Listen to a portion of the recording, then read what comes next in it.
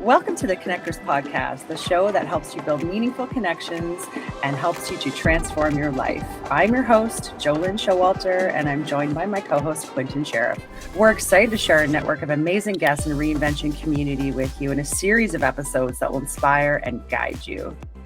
So if you want to reinvent yourself and grow your mindset, if you want to make valuable connections and community and take your life to the next level, then this is the podcast for you. So come along for the journey and let's connect. And today we're talking all about me. It's all about Quinten today. Yay. So welcome, Quinten. We thought that it would be a nice way to start our first few episodes to share with our audience a little bit about who we are and why we're here and some of our background and our stories with you. So today it is all about Quinten Sheriff. Welcome, my friend. Thank you. Thank you. Glad to have you here today. I would like to properly introduce my friend Quinten. Quinten Sheriff is a veteran of the L&D and design industry. He shares the philosophy that true innovation happens when you truly understand your client's needs. His passion has driven his work from being an educator and technology specialist in 5 different countries, including Africa, Asia, and South America, and now being a consultant in human performance, instructional design and marketing, and business strategy right here in Canada. Quinten has collaborated with global partners on transformation projects and led design and educational technology teams. He is passionate about digital learning and collaboration, learning technology, and being a change and agent and problem solver. Welcome to the show, my friend Quinten Sheriff. Thank you. Thank you. Good Lord. Doesn't ChatGPT do a fantastic job with LinkedIn content? Sure does. Thank you, ChatGPT. I sound fantastic. So that was a bit of ChatGPT and a bit of my business coach working with me. So That's yeah, wonderful. that's pretty much me. Yeah, I'm excited to jump in and hear all about you. Yes. I've got a bunch of quirky little stories that I think would be a good reflection of me and ideas of connection. And I think I will hold off on those for a little bit. How about we start with our wins of the week and fails of the week? Yes. So let's start there. I'll go first. Go on. Win of the week, I would have to say that it was last weekend, actually. So I was in my hometown of Kincardine, Ontario, and it was my mom's 70th birthday, and we were having a party for her, and I had to run around all weekend, and my son was my chauffeur, which was wonderful. So mama could have some sips of drinks, throughout the weekend, and he could drive me around, and it was fucking awesome. I loved it. I loved it. I'm seeing it in my mind. Yeah, got it's a now big his turn. wide-brimmed hat and a I had the martini seat reclined. I had the roof open. I had the tunes Amazing. going. He's just driving away. It's great. It's great. Love it. That's fantastic. How about you? What was your win of the week? My win of the week has to have been yesterday because I helped to facilitate a workshop with a fantastic colleague of mine, a fellow consultant, Sonia Di Mauro, and she is working on developing a program that is called Take the Leap. And we got together to develop some strategy and share in community. And it was a group of people who've gone through the program and perhaps have started facilitating the program. and just getting together. We all drove out to Van Cleek Hill in Ontario, and there was a lady who's taken the program, and she cooks a fantastic vegetarian meal, and we just spent the whole day just together, connecting and focusing on making the program better for 2023. That's awesome. And just a shout out to Sonia, because she is our connector. She is the one who connected Quinten and I together and thought we would collaborate well on this podcast. So thank you to her for introducing us. Absolutely, absolutely. And I will be sharing our links for the connectors with them, and I'm going to make sure that a few of them join us as guests on the show, because we were sharing amazing stories yesterday, just what people are going through, you know, how they're transforming themselves, how they're going through changes in their life. Oh, I love that. You didn't hit record in your pocket on your phone or anything, did you? I didn't, no. Damn. Well, that's not consensual. True. We do have to be consensual on this show, yes. So funny. How about a fail of the week?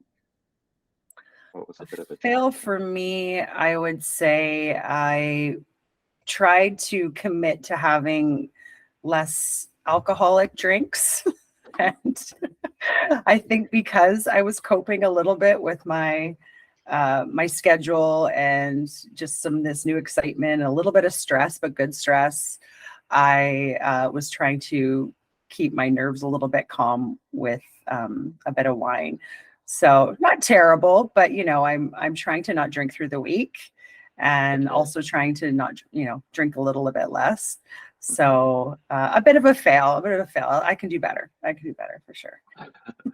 I like that idea of not during the week, and actually I should start adopting that as well, because it's a good one. Yeah. But one thing we won't do on this podcast is should all over ourselves. So I've heard that term recently, and I love that. Should, like, people always say you should do this or you should do that, and it's like, don't should all over yourself. I love that. That's great. Yeah. But also a good goal. Yes. Totally. My fail of the week was I got an email from my mom, and it was a bit of a Debbie Downer email, because my granddad has recently moved into an old age home, and she asked me to start preparing the eulogy and preparing. And it was a bit of a Debbie Downer, I'll be honest. But that's tough to think about, I guess, right? It's tough, you know, but my granddad's 97. He's lived a very amazing life. He's gone through all sorts of different things. And I went and saw him in December and spent time with him. And if I can, I'll go back in the summer and spend a bit more time with him. Nice. Now, were you close to him growing up? Did you spend a lot of time with him in your younger years? Yes, very much so. My parents got divorced when I was 9, and me and my sister, our primary school was pretty close, like, you know, 5 minutes drive from my grandparents' house, whereas it was like 20 minutes drive to our house. So my gran would pick us up, and we'd go over there and do homework. And you know, my granddad would help when he got home from work, and he'd get us out in the vegetable garden and make us pick the salads and the veggie for dinner. And he had a bunch of fruit trees out there, and so there was always something interesting in the garden, and we'd help prepare food. And then my mom would come from work, and she'd pick us kids up and take us back home, and we'd be fed and ready to jump into bath and bed. Yeah. Oh, I love that. So you had like good quality time with him, and sounds like he was teaching you some great habits from the start, like being in the garden and picking fresh vegetables. Yes, exactly. And then, like, he's also given me such a huge love of bacon as well, and preparing good food and eating good food. He taught me how to make lemon meringue pie at like 15 years old, you know.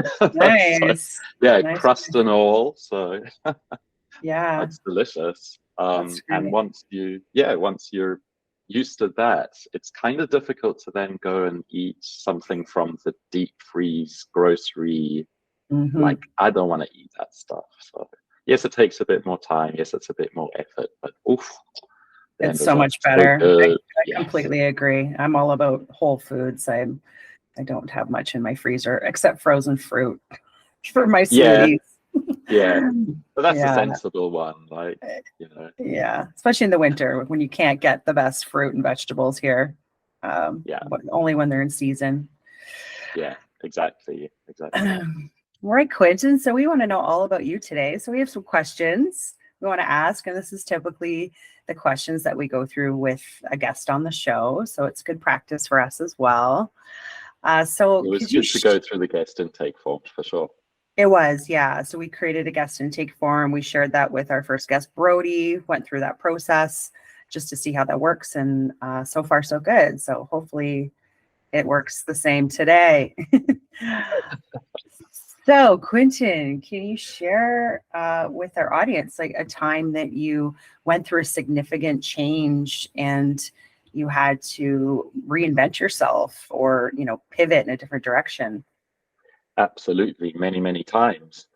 In fact, in many ways, this is the river in which I swim because I've lived in 6 different countries. I've worked in middle and high school education, in curriculum and as part of technology and as an educator. And then when I got to Canada, the province that I'm in didn't accept my teaching credentials or my master's degree. So I had to go back to school and study web and graphic design. And I worked in marketing for a decade. And recently I just graduated from another master's degree in educational technology, and I work in edtech and consulting. And so, yeah, fantastic. I love change. It is scary. It can create anxiety, but there are immense opportunities that can carry you forward if you just ignite the fire. Yeah, absolutely.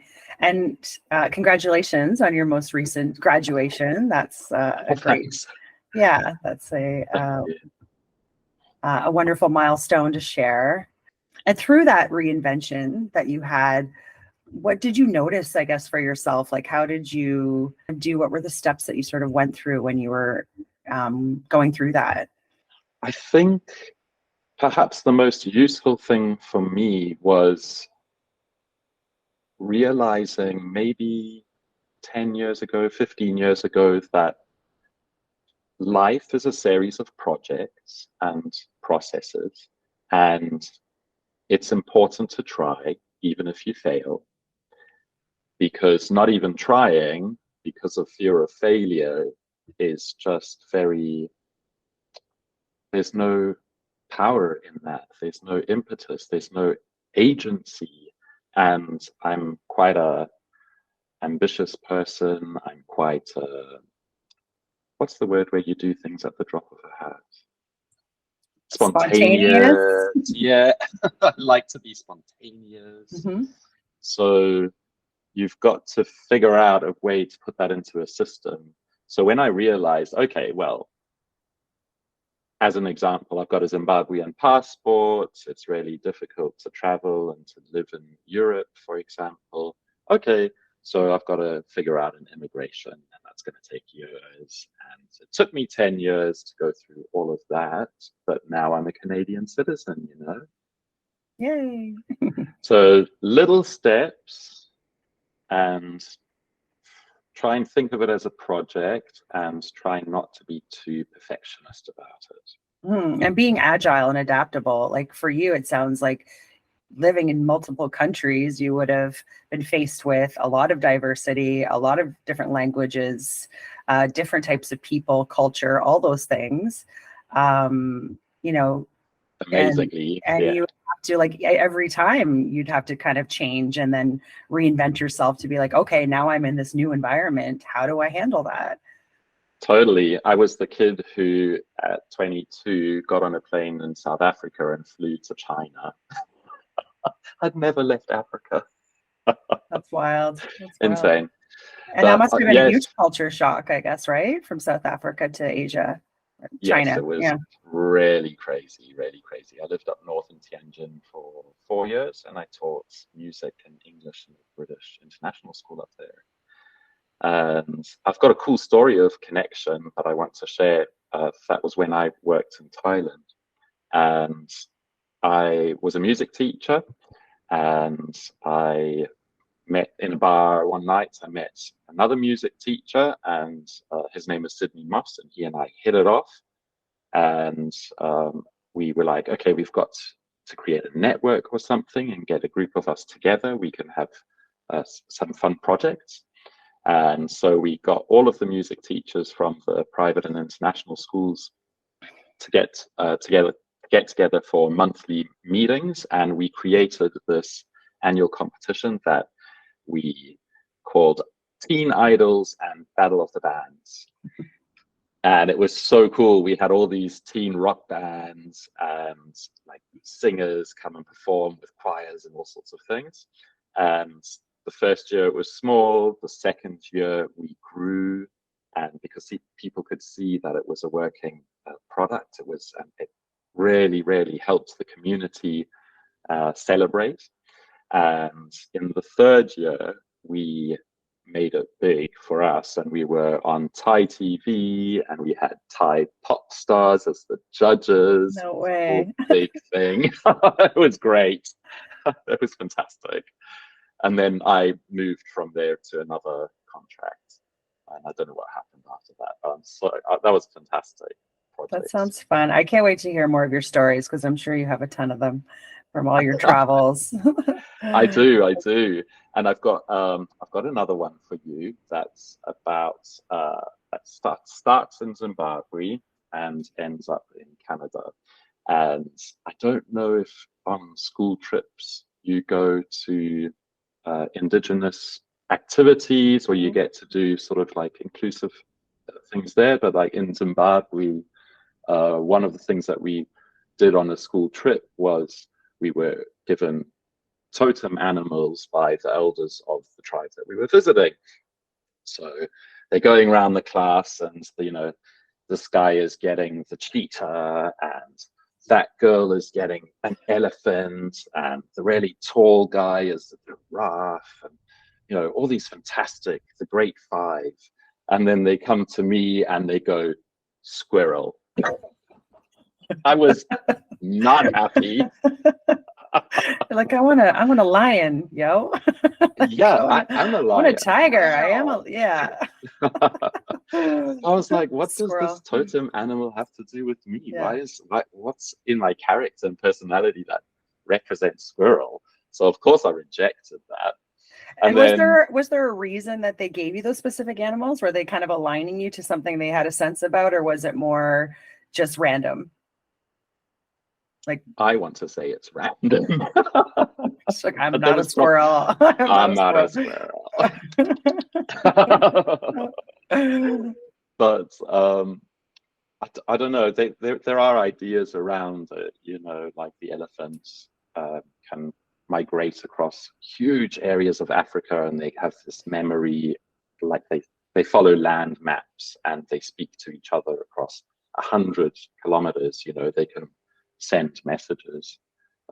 They're amazing. So I think it's elements of what the animals can represent or how they act and that sort of thing.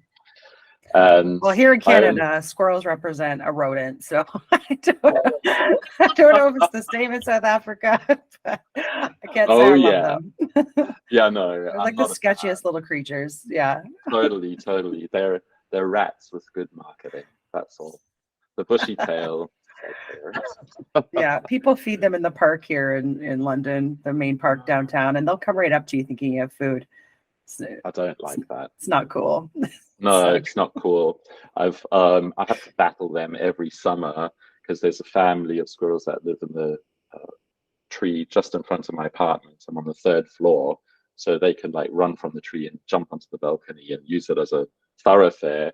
And the pregnant mum, I don't know we had an ice storm, and some of the branches fell, and I guess her nest was damaged or something. And she tried to move in on my balcony, and I had to keep getting out there with a water squirter, like squirt her, and she got quite aggressive, you know. I think she was pregnant and ready to birth. Oh, okay. So she was like, I need a plate. And I was like, it's not here. It's not here. Move on, squirrel. Move on, ma'am. So silly. But yeah, their tenacity, their the way that they store and plan for the future, and you know, I can rats with good marketing, but I can appreciate my totem animal just a little bit more now. Yeah. Actually, can I share a quick story about a squirrel, because I just feel like it's Please. the time. So Yes. this is hilarious. So my parents have a big house out in the country, and they also have a place that they stay at in their home in town. So they're about 10 minutes out of the town, but their hotel is downtown, and they like staying close to it. So they have a place across the street. So a lot of times their house in the country can be vacant for periods of time. Now, my one brother lives out there, but the house is very large. So there's like, you know, sections. There's like a north wing and a south wing, and there's areas of the house. It's a giant house. And my mom and I were going to stay out there one night, and all the beds were taken because we had a whole bunch of guests over. And she said, well, why don't you just come sleep up in my bed with me? She hadn't been in her bedroom and slept in there for months. And so we go up there. I pull back the sheets, and there is pile of nuts. There's a pile of nuts under her pillow that a squirrel has stored there. We were both in shock. Like it looked like it was like crap, like poop or something, right? Like, and then I'm like, look closer. I'm like, these are nuts. Like something is storing nuts in your bed under your pillow. That's insane. Not only did the little critter like get from outside inside, but then he thought it was safe enough to like make it a bank. Under in the bed. Yeah, in the bed. So I remember taking a picture of it. I'll have to share it sometime. And it was hilarious. So we're looking around for holes in her room, and we start finding nuts in her shoes and like all these other places. They're just everywhere. So yeah, I feel your pain when it comes to invasion of squirrels.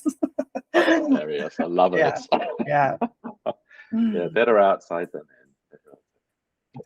So throughout all your travels and the different arenas you've been in business in, and all of your education, and we're a show about connections. So we want to know, you know, through your experiences, can you tell us about a time that you've made where like making a really good connection or the right connections has led to success in your life?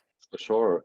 Right now, I'm connecting all of my work that's in learning and development with marketing. I'm working on these skills by creating this podcast, and I've reinvented my design freelance company into a co-op. We call it the Design Co-op. Back in time, I was sharing about learning how to cook and bake in the kitchen with my granddad. You know, lessons in good health, good eating. And for me, the rule of your 5 closest friends has always been a really important thing to focus on as well when I'm looking at the relationships in my life. Do you know about that? Yeah, idea? can you expand on that more? Because I do love that. I love that. So the idea is that your 5 closest friends or connections around you are going to impact your life in a massive way. And there's a lot of research that's around this that shows that if you choose good people, they will bring you as a community over time into better situations. And I'm sure that we can all think of times where we might have been teenagers, for example, and we weren't hanging out with the best group of people. We were getting up to all sorts of teenage mischief. Well, that's like a really clear example of that. So for me, it's always been really important to have a variety of friends who are educated in different areas. They're lawyers, they're programmers, they're people who work in health and service industry. It's important to have a variety of wonderful people around you. I couldn't agree more because I live by that same philosophy. And I think that's probably why we get along is that Yes. I like to have, I don't have just one group of friends. Like I used to when I was married, and you're around this friend group. I just remember us all wanting to, everybody was all about being fit and looking good and, you know, which is great, But there was also other mentalities within that group that I think when you are part of a group, you are subjected to groupthink, which means you think a lot along the same lines as everybody else within that group. And, recognizing that that wasn't necessarily a good thing, wasn't necessarily a bad thing, but for me, it was something I needed to move away from. So now I have people from all over like the world that I spend time with. I connect through the computer with people from different, countries, different places in Canada. You as well, you're in Montreal, I'm in London. How wonderful we can have this connection through using technology.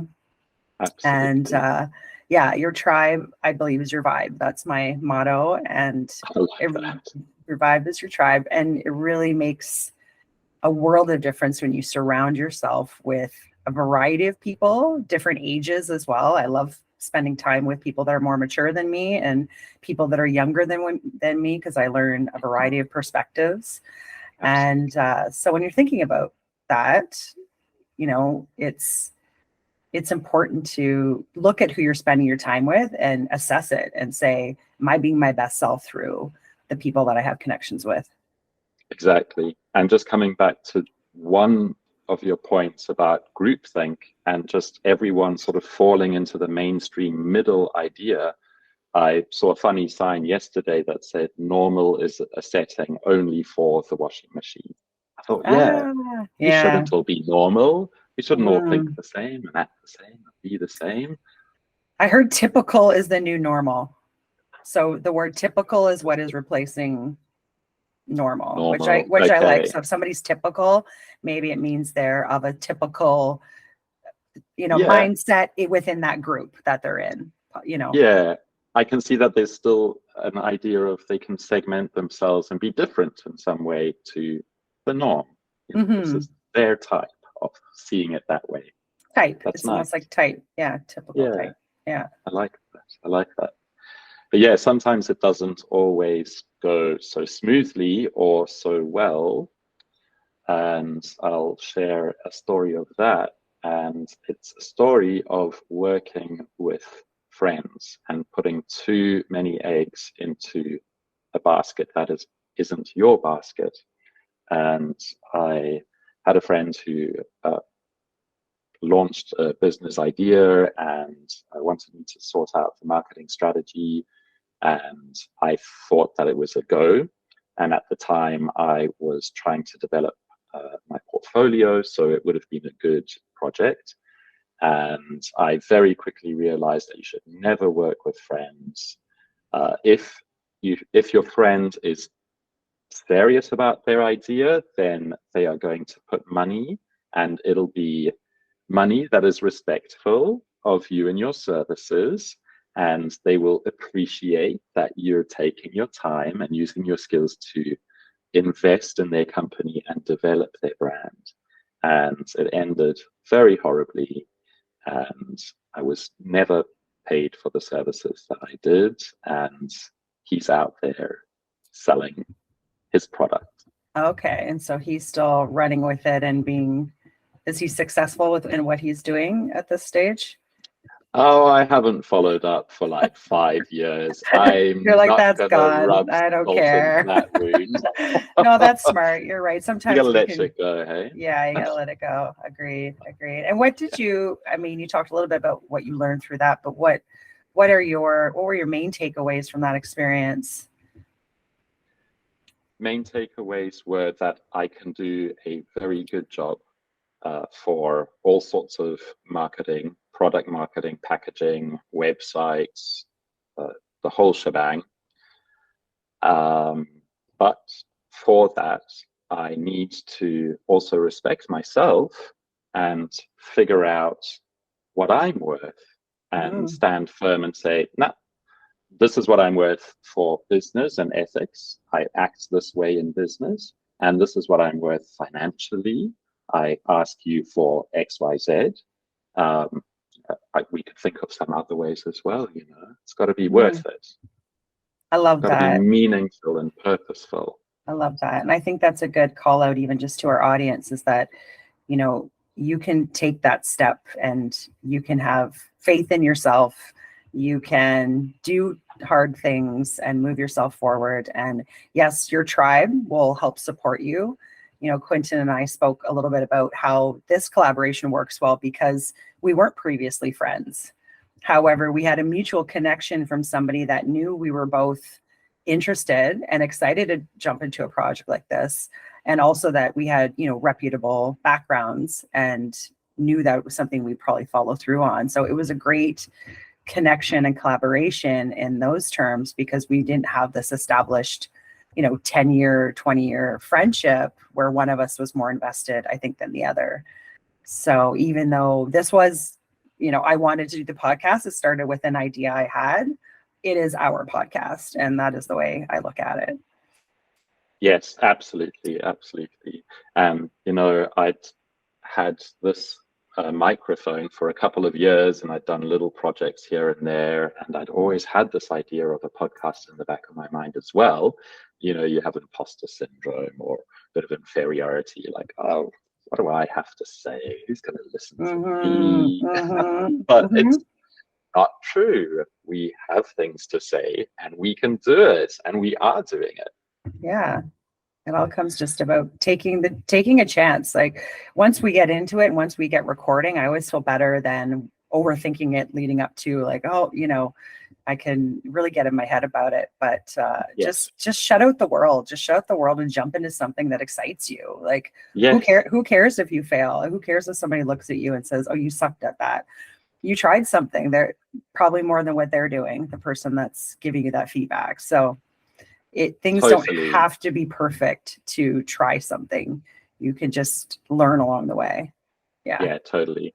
And we already know that it works because we've had great conversations for sometimes an hour or two since, you know, last August or September. So I think that we can get out a fantastic 20 to 30-minute episodes for, you know, each one, and it's going to be rich and give ourselves something, and also give our listeners something. Absolutely. Well, Quinten, we heard a little bit about you at the beginning, and we've heard some of your stories. We heard about what your background is and what you're passionate about.